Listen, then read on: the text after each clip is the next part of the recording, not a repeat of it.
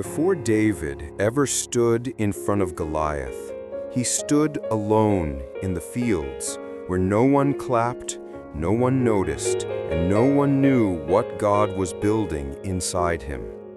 This is the part of the story we rarely talk about, but it might be the part you need the most today. The sun is barely rising. The land is still. And out in the open hills of Bethlehem, a young shepherd stands alone. His name is David, but not the David you know from the battlefield, not the giant slayer, not the king. Just a boy, a shepherd, a quiet soul in a quiet place. He tightens the strap of his sling, listening to his sheep breathe softly around him. The world doesn't see him. His family barely notices him, but God does. This is where David's strength was shaped, long before anyone heard his name. Most days were simple, long hours under the sun, watching, learning, waiting. Nights were even longer. The sky above him stretched wide and silent, filled with stars that seemed close enough to touch. And in those hours, with no audience, no praise, and no attention, David learned something precious: how to hear God's voice in the stillness. He had no idea a giant waited in his future. He only knew the responsibility in front of him: a flock, a sling, a task that looked small but mattered deeply. And then came the hidden battles: the lion that crept in at dusk, the bear that ambushed the flock when nobody was around. There was no crowd watching him fight for his sheep, no army cheering when he stood his ground, no prophet standing nearby saying, "This is training for your destiny." It was just David, a boy with a beating heart, a simple weapon, and a deep trust in God.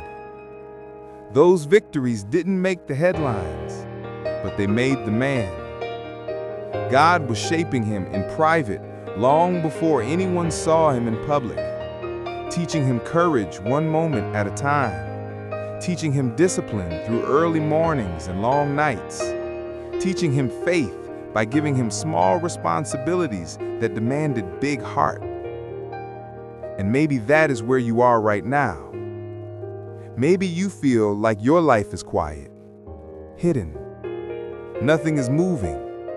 Nobody sees how hard you're trying. Nobody knows the battles you're fighting behind closed doors, the things you push through every day with no applause, no recognition, and no sign that anything is changing. But hear this: God does some of his deepest work in the quiet seasons, in the places no one sees, in the fields far away from the noise of the world. Your patience is shaping you. Your discipline is strengthening you. Your obedience is preparing you. Just because you cannot see progress does not mean God is not producing it. David didn't feel chosen when he was carrying water, chasing sheep, or fighting off predators. He just showed up. He just stayed faithful. And that quiet faith built the strength he would need for the moment the entire nation watched him step forward. Your field season is not a punishment. It is preparation.